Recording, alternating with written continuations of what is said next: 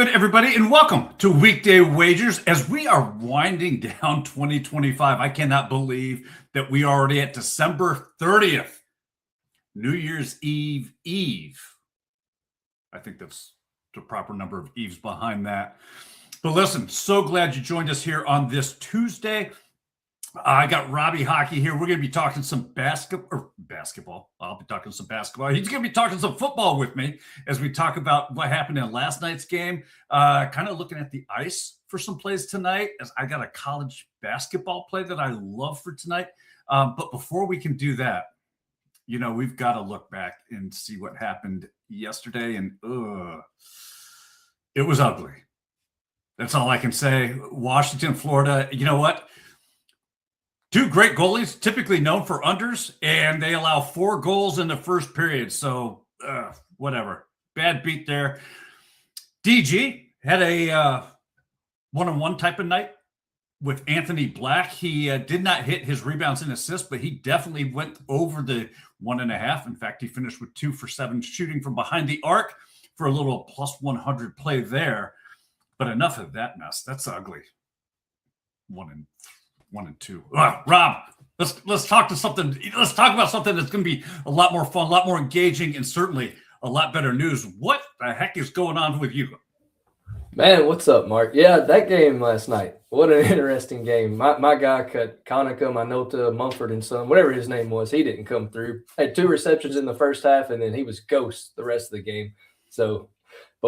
Yeah, that was a crazy game. All I can say is thank you, Bijan, for keeping me alive in a championship game. And what happened with Drake London? I mean, he just went MIA completely. They looked at him twice, and he had 1 reception for 4 yards, and it just everything seemed to be upside down, and it did not make sense. Yeah, I wonder if he was still just injured. I wonder if he wasn't fully 100%. Maybe he was going half speed. I really don't know. This end of the year, too, they really had nothing to play for as well. I know the Falcons winning now is really shaking up this weekend's games, because if the Falcons win again, it doesn't matter who wins that Carolina-Tampa Bay game. Carolina's automatically in. So a lot of craziness going on for this weekend slate. I really don't want the Falcons to win. I want that game to mean something, especially for player props. Right. And I guess, and I do want to touch on that with you a little bit here, because as we start to look ahead to this week's games, it's the final game or final week of the regular season. How do you go into this week as far as targeting teams, player props, etc.? Got to read the report. Like Dak, for instance, they said he's going to play, but he may only play a half. So you got to really read each team's report and see what they're saying about their starters. Of course, teams that are playing for something, Seattle, San Francisco, Baltimore, Pittsburgh, fire all those guys up because they're going to be playing hard. But the other ones, you just got to see what they're actually going to do. Even the incentive guys, if it's a star player and he's got an incentive to cash, you still may not see him a ton just based on the game script and if nothing to play for. Gotcha.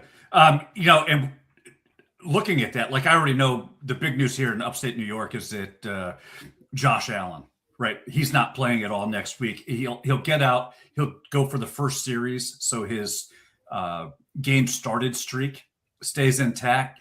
But after that first series, he's done. They're pulling him, and it's wait for the playoff type thing and let that foot heal up, hopefully for the Bills. Is this more of a layoff week for you then, would you say, as you go into this? A little. I'd like to say it's a layoff week, but I'll start digging into things probably Friday night or Saturday. Well, actually, probably Thursday night because I got to find some place for our show on Friday. But I'll still try to find some younger guys. Like the guy I was on last night, he had everything was pointing his direction, especially with how he took over for Devontae the week prior. So I'm going to look at younger guys like that. Tony Pollard for the Titans. I think he's still going to get a lot of work. You'll probably see his name put up on JTS for me a lot. He needs like 2 touchdowns and 66 yards to cash 2 incentives. So that's a guy I would look at still this weekend. But yeah, a lot of younger guys, a lot of guys trying to see if they can make a roster even for next year. I like it. In talking about next year, there's some guys who potentially could be in some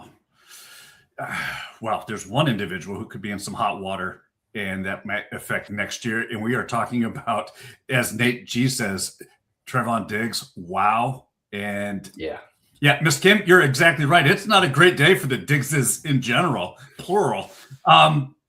Big news. Stephon Diggs, back on December 2nd, is being charged with the felony. So we'll have to see how that plays out in court. And you shot us a text just earlier about Trevon Diggs. What's going on with Trevon? Yeah, I think it was a lot of he didn't like Matt Eberflus's system. He was well outspoken that he didn't fit it. He didn't like it. And you can even see film of him like pointing, almost like the LeBron meme, like, what are we doing? When he's like pointing and doing his hands like this. It's like, why are we lined up in this? I think Dallas may have jumped the gun too quick on Trevon. He hasn't had a good year. He's been injury prone. But I still think the talent's there. And it wouldn't shock me if he goes to somewhere like Green Bay or a team in a playoff hunt and goes and balls out. I think more of that was Matt Eberflus more than it was Trevon. But I don't think ownership liked how Trevon handled the situation. He probably should have been more quiet. I kind of agree with him. The Matt Eberflus sucks. And I'm kind of leaning on the terms. I agree with Trevon Diggs on this one. Okay. Do you have any insight as far as what's going on with Stephon Diggs? Nothing as of now. I know he informed the team, and he said that he denied all the allegations. The team have come out and said they support him, innocent until proven guilty, as they say. So as far as I know, everything is still a go for him. But with this coming out now, I don't know how it's going to affect the playoffs going forward. I know a lot of times with lawyers and everything, this will get drug out probably till the end of the season. So we'll have to wait and see. It hasn't affected his play on the field in December. He's been lights out. So if there's nothing come of it, I still would expect Stephon to have a big playoff season. Well, listen, talking about big seasons, we had a huge fantasy football season here. And I see the chat, all the comments in the chat about who is Mystery Meat? When is the big reveal? We'll get to you, Tony. I promise you, we'll get to that. We've got the top 5 in the league. We got a huge announcement for that as well. But I do have to ask you, Rob, when you're starting to, because I know you've been spending a lot of time with the kids during this Christmas break, they're at home, you've had to turn into Mr. Mom, if you will, making them lunches. What's the one thing you're always putting on their food? Bassett blends. Hey, what's up, everybody? It's your boy Seabass, the only 5-star chef in the game. We all know sports betting is full of bad beats and tough calls, but when it comes to flavor, there's no second guessing. Bassett's Blends is the plus EV lock of every meal. We don't need a stinking model. Crafted with winning spices and bold taste, Bassett's Blends comes in 3 flavors, original, hot, and no salt, that's gonna turn chicken, steak, vegetables, any dish into a can't miss cover every night. With Bassett's Blends, there's no bad beats, no flavor fades, just guaranteed greatness. Check out the link right here where you can pick up your Bassett's Blends for a guaranteed lock every single night. Yeah, Bassett blends and peanut butter and jelly don't go too well together, but Bassett blends on everything else is perfect. He also did that in one take. Tonight, we're going to go to Trevor Zegras and Travis Konechny. I like to call them TNT for the Philadelphia Flyers. Taking them for a point at plus 120. Look, since the month of December, these two have been cashing me tickets left and right. The last game they had, one of them didn't get a point, messed me up. But in 9 of their last 10 games, I've been tailing these guys. And their point prop has been set around plus 100 to plus 120. And we get a nice plus 120 tonight against the Vancouver team, who is not very good against the position. They rank almost dead last against the right wings and left wings. Both of these guys have 5 goals, 6 assists in his last 10 games for Zegras, 4 goals, 6 assists in his 7 of his last 10 for Konechny. There's no Quinn Hughes in Vancouver anymore. I think the Flyers can score a lot tonight, and I expect these two to be on the scoreboard. If you're looking for a goal prop in this game, Travis Konechny is my favorite of the two, but we're going to take both of these guys. TNT, 1+ point at plus 120. Oh, I love it. I love it. I am going to, and I really love the, oh my goodness, who did you just say? The Trevor play for another reason. I'll get to that in a second with you, Rob. But I am going to the collegiate basketball slate, and we're going to look at South Carolina State. We're going to take their team total over 51.5 at minus 120. Look, this is a blowout game, right? They're playing the Tennessee Volunteers. The Tennessee Volunteers have played 12 games this season, and in every single game this season, the opposing team has cleared 51.5 points. Regardless of the margin, regardless of the matchup, Tennessee blows teams out absolutely 100%. But even in games where they're scoring 99, 100, they're still allowing teams to put up a ton of points as well. They don't shut them down completely for the 40 minutes. And when you look at this, you could probably say, yeah, but Mark, South Carolina State, according to, if you follow KenPom, they're ranked 361 out of 364 teams. Well, guess what? The Tennessee Volunteers just played Gardner-Webb, who is also ranked 360, just above South Carolina State. Gardner-Webb cleared this line. I love this spot for not just a Tennessee blowout, but a little backdoor cover here for South Carolina State to get over that and get past the 52. The pace and game script do the work here. Tennessee's tempo creates enough possessions, and once games get out of hand, rotations and bench minutes lead to a steady second half scoring rate. This line doesn't require South Carolina State to be super efficient or even super good at this point. They just have to create enough volume and stick with it, and we clear this line. I do love your Trevor Stegris play, because he's also one half of the JusticeStatSports.com play of the day as a point scorer. So if that comes off at how he gets his point is by a goal scorer, I love that too. Hey, we'll take either way we can get, as long as both of them get on the score sheet tonight. We do have. I'll get to that in a second. We do have a model play of the day. This one kicks off at 3:00 Eastern time, and the Incarnate Word Cardinals, I forget who they're playing. Take them against the spread at -6 at -110. They are expected, the model has them winning this game in 82% of the sims. They're covering the spread in almost 65% of those. Get on this if you want. I'm on it already. It's already up on the site as a model play of the day. Rob, any thoughts? Yeah, they're playing the Southeastern Louisiana Lions tonight. That's who they are. Yeah, if you've never not from Louisiana. If you've never heard of the Lions, yeah, that's a large group of people, my friend. I'll tell you what. What do you want to? You know what? Let's cover this. We're here. Yeah. Let's cover this. Let's get this out of the way. First of all, a huge congratulations to the one and only Daniel Greer, Mr. DG.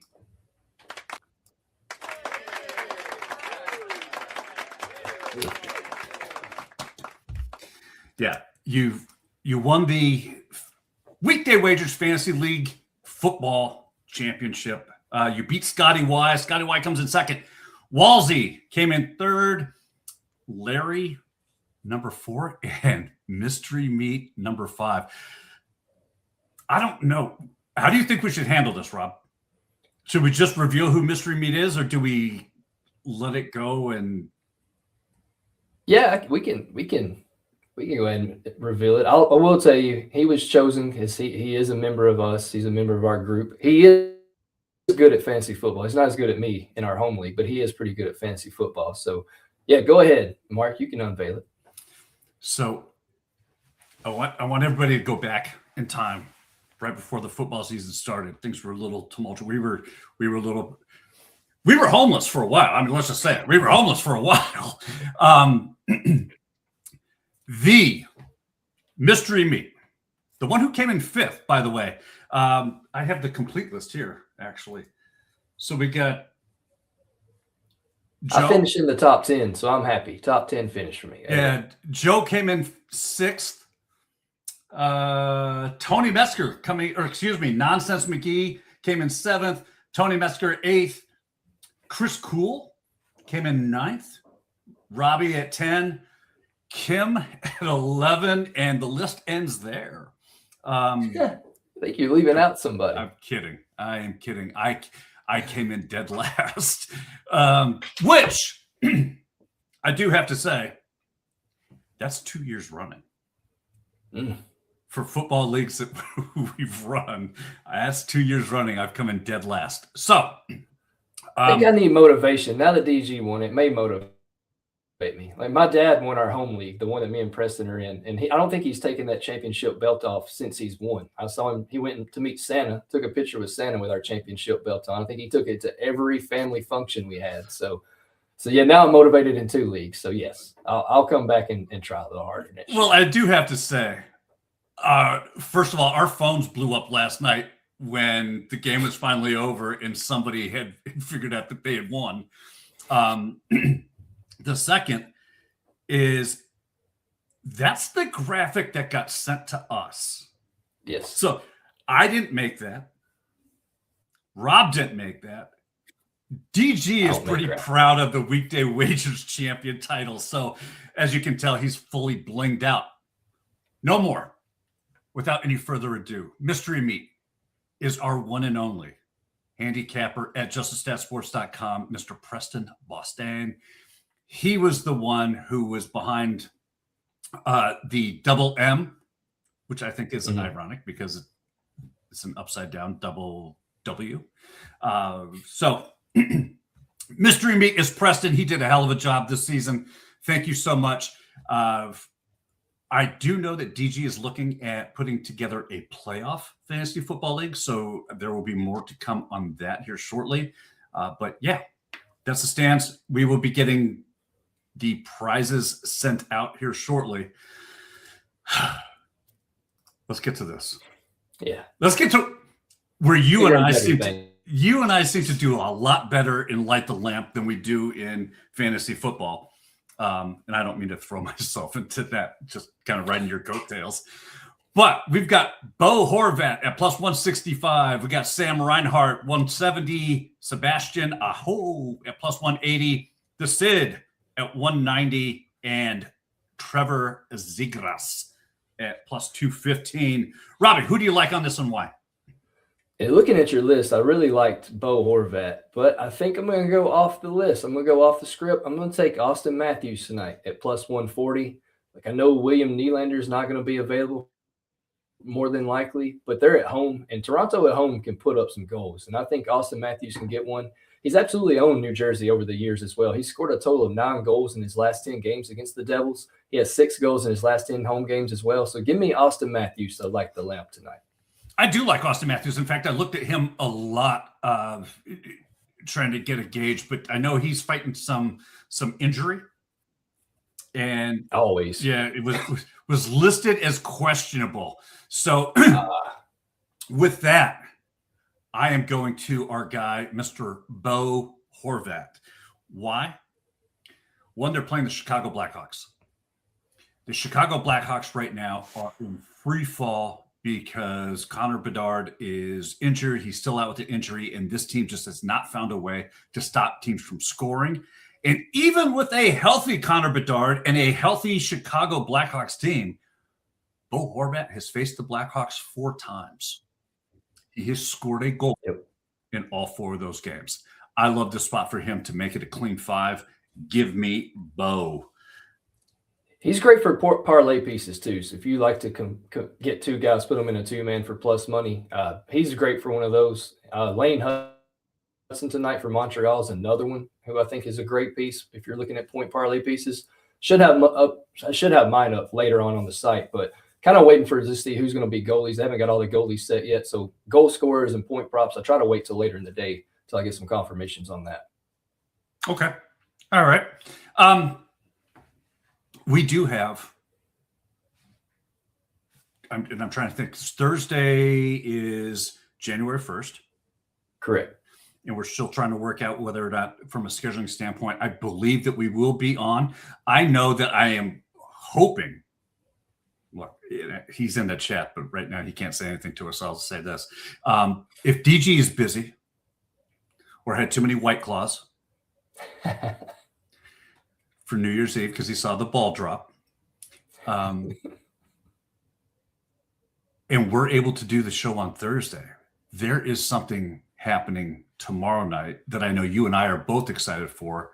Stranger Things, the season finale. Any thoughts? I am available Thursday. So I've got whoever, if you or him, either one, I will be available Thursday. Thoughts? Yeah, the second volume, I'm going to give it a little grace. I watched that at my mom's. It was late. We'd already done Christmas, but I did stay up, binged all 3 episodes. But I wasn't as excited after those last 3 episodes. I feel like there was too much filler. I felt like no matter what you're going through in life, if the world is ending, you don't need to have an AA meeting about it. You need to kind of get down to business. So there was a scene in there where, yeah, I'm not going to get into it because it's too much politically correctness. Either way, wasn't that good. Second volume was not that good. I really enjoyed volume 1. I'm hoping they close it out strong in volume 3. Okay. All right. I'm excited for it. Listen, I think that it's certainly going to be a good watch. It's been, as Nate puts out, this season has been a little rough. No Jonathan and Joyce, no Hopper and Joyce, no 11 and Mike. All the relationships have taken a back seat. I agree with you, Nate. I think they have to put a bow on that and close those up and at least touch base and kind of redefine that for people as to where they're at right now. So I'm hoping that that is something that they can allude to or at least take care of.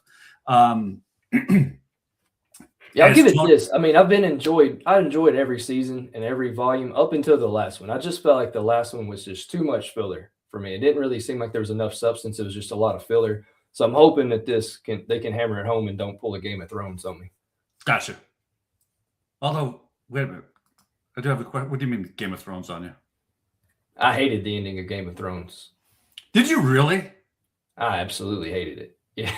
That's got to be a split decision topic then, because I'm not going to get into it with you. Twice. I'm not going to get into this with you. I hated it. I hated every bit of it. I even watched it twice because Sarah had never watched it. I rewatched it with her and I gave it a second chance. I thought maybe I just expected too much. And even on the second rewatch, I hated it. I'm at a loss for how do you not enjoy that? There's a lot of reasons not to enjoy it. First, I mean, Bran, if you haven't watched it, turn it off now because spoilers. Bran being the main guy at the end of it. Well, first of all, if you haven't watched Game of Thrones by now, shame on you. This is not a spoiler alert. Yeah. I hated that ending. There's a lot. Like I need to actually go and research a little more on why I hated it, but I just know I hated it. I watched it twice. Nate agrees with you, apparently. I completely disagree. I think that they did everything they should have done to wrap that up and then launch into subsequent spinoffs, which they did quite successfully. So I loved it. I do like House of Dragon. I've enjoyed House of Dragon, but it takes 3 years for them to release a season on that. Yeah, absolutely. Absolutely. We are joined by the Greer family,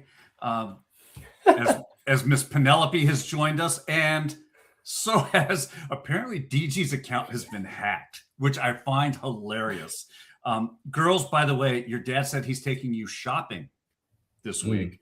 So buy whatever you want. Buy whatever you want. He said it was a good year, and he can't wait to celebrate that with you. So there is that. It was pretty interesting before our halftime show with his 2 daughters and, of course, my 2 sons in the background and me having to basically pick them up and get them out of the room. So, yes, it was a very interesting show. Tony brings up a great point. And with Survivor on hiatus, the Traders featuring Mrs. Seabass. I can't wait. First of all, I'm a huge Traders guy. I love the Traders. I have seen all the episodes from all the countries. I get so wrapped up. We love it. We will binge this throughout. It's a little different now knowing that somebody we know, there's a personal connection here to one of the players. So it's going to be interesting to see how that plays out for me. I've never known any of the contestants. And like you're trying to get on Survivor, I would love to get on Traders. So if people could hit the like button and subscribe to our YouTube channel so we can kind of blow this thing up a little bit. That'll help. And that's going to certainly help as far as the next celebrity Traders is concerned. This will be the second time on a reality show. Actually, I don't know Mr. Seabass personally, but I know Seabass well enough. But Gretchen Cordy, first season of Survivor, she's actually from Clarksville, lives in Clarksville. I've been on her radio show a couple of times. My brother and her daughter were great friends in high school. So that was when I actually started getting into Survivor, was knowing that Gretchen was going to be on Survivor in that first season. So honestly, I think she would actually have done well later on once you actually figure out how to play Survivor. People she was on that tribe with, they didn't have a clue in the first season. It was all new. But I think she would do well now. Well, Kim brings up a great point. They're still casting for the civilian version of Traders. I will definitely have to get my application submitted, and I don't know if Seabass can pull any strings for us, but that'd be great. What is going to be on your screen tonight, Rob? What are you watching? Montreal and Florida. I think that should be a fun game to watch. They're both very close in the standings together. I think Florida's one game ahead of them, so that's going to be a good game. And then, there was another hockey game that I really wanted to watch tonight. Can't think of it. There's another hockey game. It's one of the later ones, but definitely Montreal and Florida. That's the one I want to watch the most tonight. I'd be a little interested in Florida coming off of that game last night against the Capitals, where it was a very close, high-scoring affair. Do you get worried as far as tired legs at this point? A little bit, because they've got the Winter Classic coming up on Thursday as well that they're going to be participating in, and they scored a ton of goals last night. So it's tough because there's a lot of spots I like for Florida. There's a lot of players I really wouldn't mind betting based on their head-to-head, but like you just mentioned, tired legs, second night of a back-to-back. It may be a stay away from me on the Florida side. I may go more Montreal heavy on that. I know Lane Hudson. You'll see his name somewhere in any of my player props, but maybe look at a long shot. Seth Jones is a guy that maybe if you're into long shot goal scores, I think he was plus 750. Don't hate that look, but I'd probably go a little bit less on Florida tonight, just based on everything they got playing this week. Okay. And for those of you looking for a hockey play, maybe another hockey play, I do have one.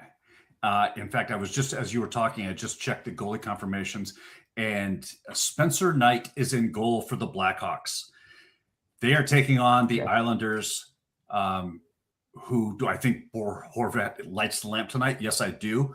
However, the Blackhawks have been absolutely locked down in the first period.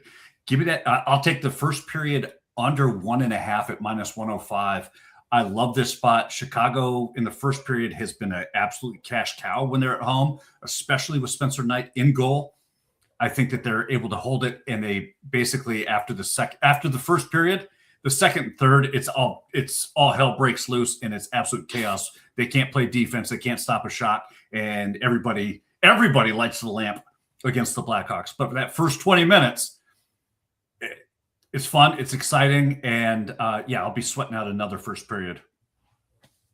No doubt. I can't take any Blackhawks for like goal or point props though. One, half the guys that's on that team I'm not really familiar with, and when Bedard is out, it changes that whole team dynamic. But as far as you're concerned on the first period, you're absolutely right. Spencer Knight, he locks everything down in the first, and I don't know what he does in intermission, but the rest of the game's pretty terrible. Yeah, absolutely. We do have a couple comments I want to get to here. How about that Tampa-Florida penalty match over the weekend? Thoughts on that one? That was turned into a melee. I think those guys just wake up when they know they have to play each other and just get ready for a heavyweight fight. Like, these two teams fight constantly. I wish there was a way we could have had an all-Florida Winter Classic, have Tampa and Florida play each other, just because they're going to beat the crap out of each other on the ice. Like, I need that series to happen. In the Stanley Cup playoffs. I really would love to see that series. And Taj comes in with the Philly on the money line versus the Canucks. That should be a really good game. I know that the model has that one fairly close in expected goals, which indicates a competitive game. I like that. I think that the Flyers are playing better hockey right now than the Canucks. So I agree with you, Taj. I like that look. I agree as well. And they played not too long ago. I think it was about a week ago, and Philly won 5-2 in that matchup. And this was still post Quinn Hughes. So no Quinn Hughes makes Vancouver a team you can score on any night. Big Cheesy joined us, which is always great. He threw in Kason Wallace yesterday. If you got that one cashed. He is also on Southeast Louisiana +6 for a little college football action tonight. I haven't even dove into that game, to be honest with you. I'm like, ugh. No. Rich says that Saints Falcons should be good for props. Thoughts on that one, Rob? You would think so, right? Neither team really have anything to play for. It just depends on if they shut down guys like Bijan since it's the last game of the year. That's what worries me the most. I would lean more the Saints. I think because they've just been playing. However, the end of the regular season, Juwan Johnson, Chris Olave, two guys I've been targeting a lot. Might look back at them again as well this weekend. Well, that's not the football game.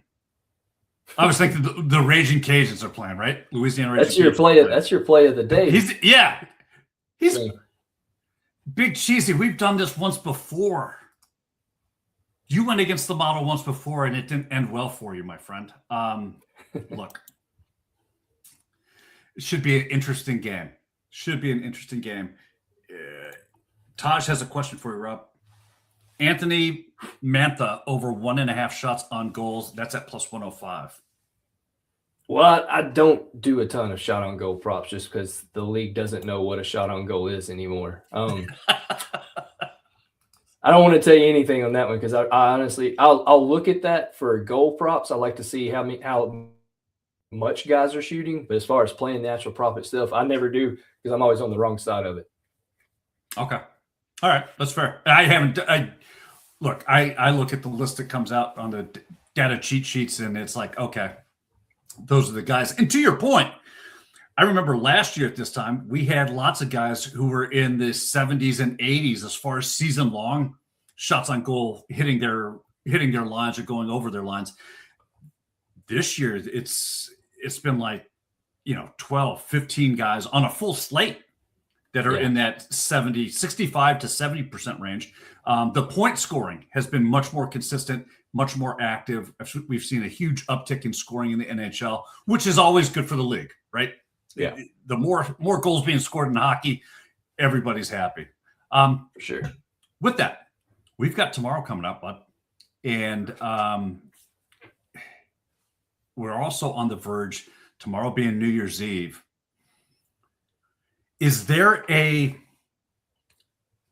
How do you guys do New Year's Eve in the Robbie hockey household?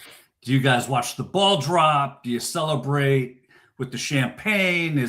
How is New Year's Eve in the Denson household? It's changed with kids. It usually ends up with me with a bottle of champagne, just drinking straight out of the bottle at midnight on the couch while everybody else is fast asleep. That's an image I could just see you as just lounging just chugging champagne out of the bottle, lounging on the couch, checking your phone to see if some bets hit. I mean, that is the degenerate lifestyle, so to speak. That's 100%. Yeah, usually just sitting in my boxers, drinking champagne, nobody around, watching the ball drop. That's been my New Year's, I think, the last 3 years, because with an 8, 6, and 4-year-old, my 8-year-old may be able to hang. He might be able to make it to New Year's. And if he does, good on him, but I would bet the under on that for all of them making it to New Year's. Okay. We watch the ball drop, and being here in the Eastern time zone, midnight to midnight, whatever. But it's nice to get that out of the way while everybody else in the country is still waiting for things to happen. So we watch the ball drop. New Year's Day, though, that's where things shine, because we always do a prime rib roast. And dude, I love doing a prime rib roast. We've done it several ways over the years, but that I look forward to New Year's Day so much because I get to do a rib roast, and we usually have a pretty decent bottle of wine to go with that. But I always have, and it's not even a drinking hangover. I think it's just a holiday hangover on New Year's Day, because there's nothing really to look forward to, not for me anyway, until spring, because I hate winter, I hate cold weather, and it's just like, God, just get me to April now. So it's always like New Year's Day is one of those weird days where it's like, well, that's kind of depressing, because we don't have a prime rib anything. We don't do anything New Year's Day, and I get to come back here to work on Friday. So I don't even get my weekend started after New Year's Day. I still come back to work on Friday. Gotcha. It'll be even more depressing this year. It does suck, right? That it falls on a Thursday, and you get that one little day break in the middle of the week, and then it's back to work on Friday to close it out and be like, okay, damn, I don't want to be here. But we will be here tomorrow, New Year's Eve. Me and DG. Tomorrow. That's right. You've got the which also, as he brings up, there will be no Rob Dar. It's the one and only time you will ever hear me say that.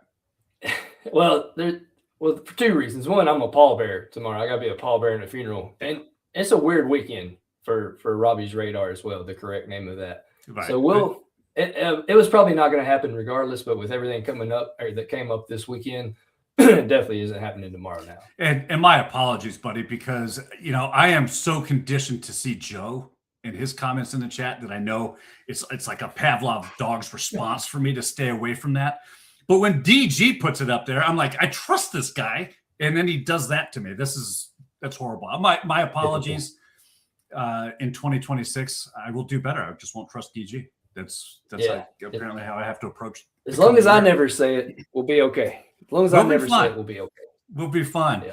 So yes, listen, it'll be DG and myself here tomorrow again at 2:00 Eastern, getting ready to ring in the new year, and we'll probably have some pretty big news for the JusticeStatsSports.com subscribers that we're going to be doing something a little extra for everybody in the community. So you want to tune in for that and find out what's going on there. But with that being said, look, have a wonderful, wonderful rest of your day. If nothing else, just be kind to one another. It doesn't take that much. It's free. Okay. And it also brings good karma because we plan on cashing these tickets. We will see you back here tomorrow at 2. Until then, take care.